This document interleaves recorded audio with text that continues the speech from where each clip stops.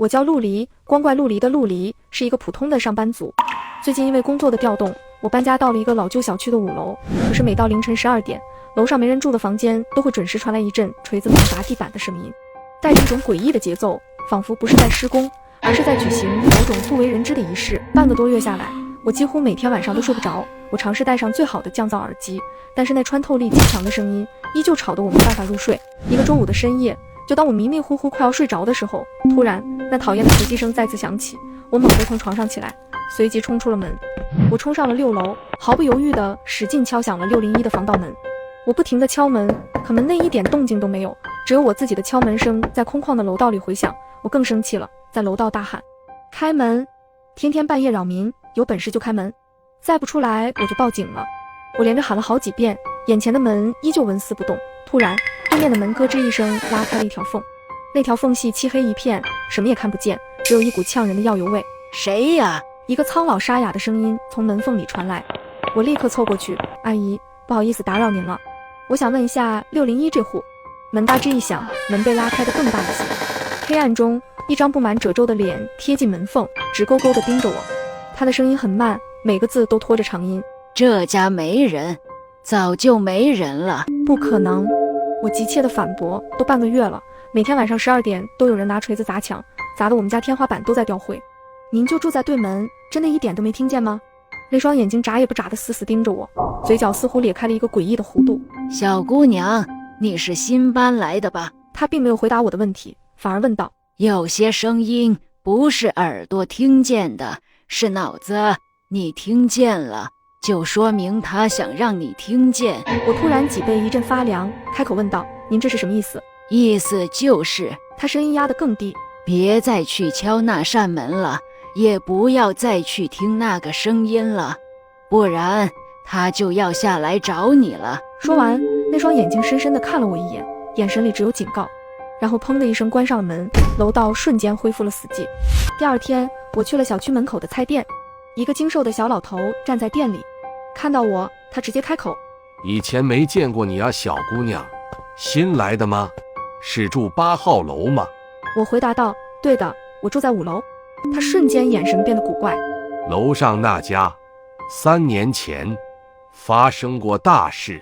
我心里一沉，他看我没说话，冷笑一声说：报纸上说是一个瘸子求爱不成激情嘎人，一家子都不在了，唯一活下来的老头因为伤心疯了，但那都是糊弄人的。突然他向我靠近，压低了声音，像是在分享一个秘密。那家唯一活下来的老头叫刘在明，根本不是伤心疯的，而是吓疯的。吓疯的？对，是被不干净的东西吓疯了。老板的眼神变得很奇怪，像是充满了回忆的恐惧。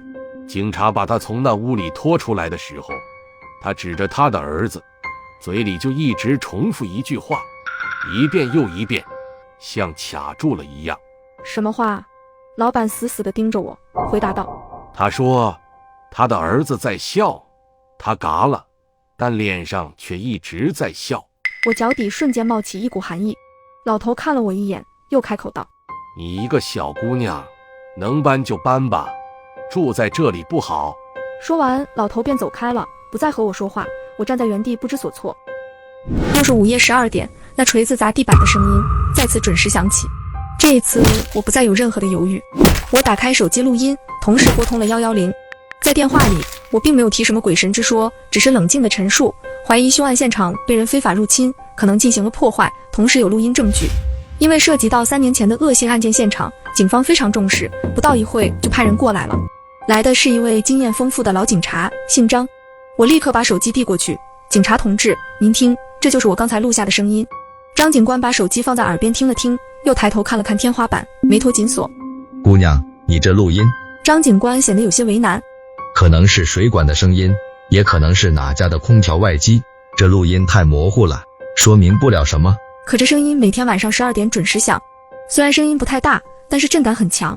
您看，那还有被震下来的墙皮呢。张警官走到墙角看了看说：老房子了，有点掉墙皮是很正常的。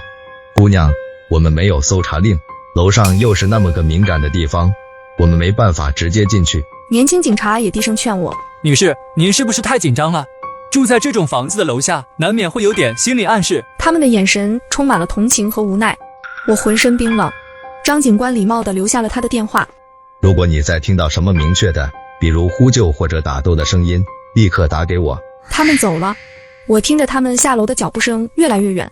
就在他们离开的瞬间，突然那锤声再次响起，比以前任何一次都要响亮，都要急促。我浑身止不住的发抖。警察的介入反而像是激怒了他，他会不会对我做什么？就在这时，菜店老板那句话猛地窜进了我的脑海。他说他脸上在笑，他嘎了，脸上却在笑。一个念头像闪电一样劈开了我的恐惧，一个被凶手残忍嘎了的人怎么可能会笑呢？那个瘸子到底是不是真凶？如果老板说的是真的，那官方的结论就是错的。如果当年的案子根本没有结，如果那个真正的凶手还逍遥法外，那么每天晚上在我头顶上砸墙的究竟是什么东西？这个想法比闹鬼更让我恐惧。这不是什么都市传说，而是近在咫尺的威胁。但接下来的一周，它变了，不再是那种机械的敲击，它像有了生命。有时在我的床正上方，有时又会突然移动到门口，有时会猛烈地砸几下，然后突然停住，仿佛在等我的反应，有时又会变成一种缓慢的摩擦声，比锤声更让人毛骨悚然。到了又一个周五，这一周的折磨已经让我濒临崩溃，我受够了。我悄无声息地走上6楼，楼道里一片死寂，我屏住呼吸等待着。12点整，锤击声之外，我隐约听到了另一种声音，像是在念经，又像是在哭嚎，断断续续的。我走到601门口，突然我心脏猛地一缩，那扇防盗门竟然敞开着，一股混合着灰尘、浓烈香烛和刺鼻的霉味扑面而来。我脑子一片空白，一咬牙，鬼使神差的直接闪身走了进去。屋内的景象让我瞬间脊背发凉。客厅正中央摆着一个简陋的供桌，上面是当年遇害的一家3口的照片。照片前，香炉里的香灰已经堆满，而最令人毛骨悚然的是，房间的墙壁上、门窗上贴满了歪歪扭扭的黄色符咒。锤声还在继续，是从卧室传来的。我一步步挪向卧室门口，那个吟唱哭嚎的声音越来越清晰。不出来，不准出来，求求你们了，都给我回去。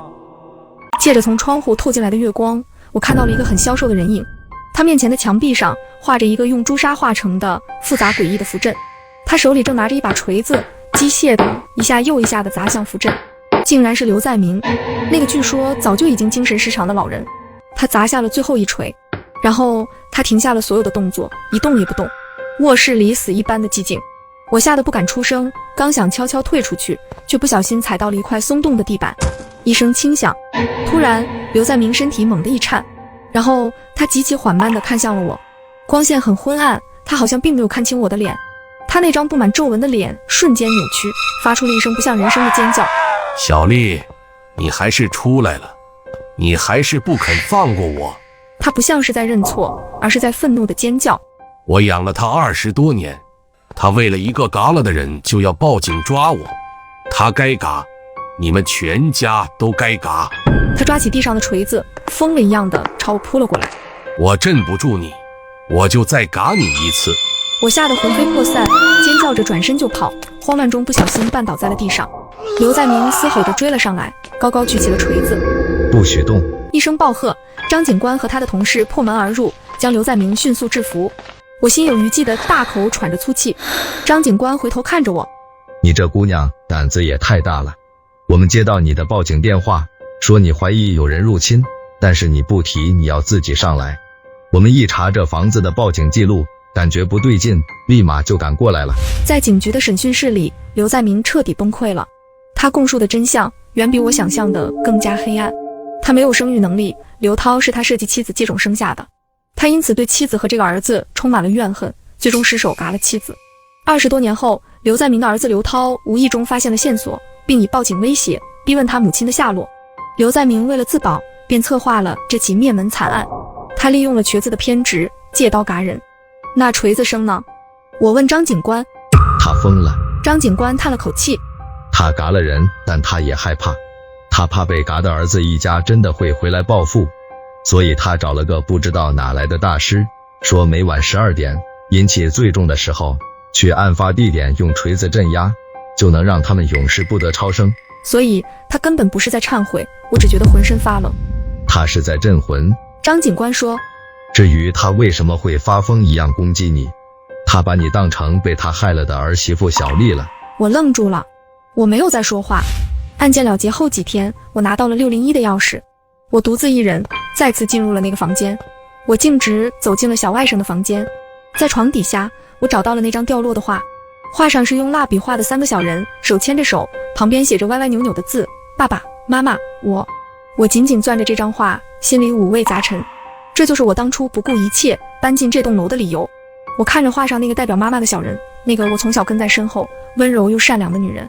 姐，我对着空无一人的房间，声音沙哑的轻声说：我做到了，我为你和外甥找到真相了。安息吧。我长长的呼出了一口气，阳光落在我的身上，一个尘封的案子结束了，而我的人生也终于可以重新开始。